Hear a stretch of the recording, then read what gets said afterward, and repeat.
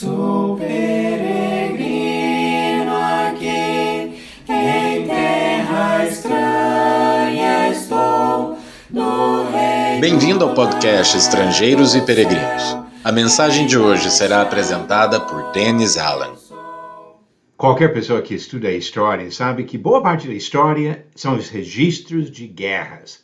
Isso ao longo da história, inclusive na história bíblica, especialmente do Antigo Testamento, encontramos muitas batalhas entre os israelitas e outros povos, ou outros povos que Israel ficava no meio, e muitas histórias sobre batalhas. Eu gostaria de usar a mensagem de hoje e dos próximos 2 dias para fazer reflexões sobre batalhas, comparando 3 conflitos envolvendo o povo de Israel e observando algumas lições desses conflitos. Hoje vamos ver o caso em Josué 22 de uma batalha que não aconteceu.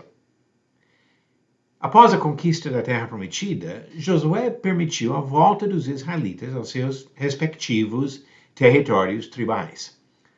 As tribos que receberam sua herança ao leste do Rio Jordão, Ruben, Gade e a meia tribo de Manassés, voltaram para suas terras, mas no caminho construíram uma réplica do altar de sacrifícios usado pelos sacerdotes de Israel. As demais tribos interpretaram o ato como uma rebeldia contra Deus, como se fosse intenção de realizar sacrifícios sem autorização divina no lugar que Deus não autorizou. Diz em Josué capítulo 22, versículo 12, quando os filhos de Israel ouviram isso, toda a congregação dos filhos de Israel se reuniu em Siló para fazer guerra contra eles. Entendiam isso como uma ofensa tão grave que precisava lutar contra e até destruir essas tribos de Ruben, Gade e meia tribo de Manassés. Eles se prepararam para atacar seus irmãos. Mas antes de entrar no campo de batalha, enviaram representantes para averiguar os fatos. Ao ouvirem a explicação e perceberem que não houve nenhuma intenção de rebelião, ficaram satisfeitos, porque Ruben, Gade e Manassés explicaram: não é nossa intenção de fazer sacrifícios, sabemos que não é para fazer isso, mas esse altar é apenas uma réplica do altar de sacrifícios para que futuras gerações dos 2 lados do rio vão saber que nós fazemos parte do mesmo povo e praticamos a mesma religião. Quando ouviram essa explicação, ficaram satisfeitos e retornaram em paz. Ouviram seus irmãos, aceitaram sua palavra e evitaram uma guerra sangrenta em Israel. Qual seria a lição principal dessa história? Eu creio que o ponto principal é de não precipitar julgamentos. Jamais devemos condenar alguém sem averiguar os fatos para ter certeza do nosso entendimento. Aqui, a nação toda achava que era uma coisa, mas era outra. E quando verificaram os fatos, descobriram que haviam interpretado de forma completamente errada os atos dos seus irmãos.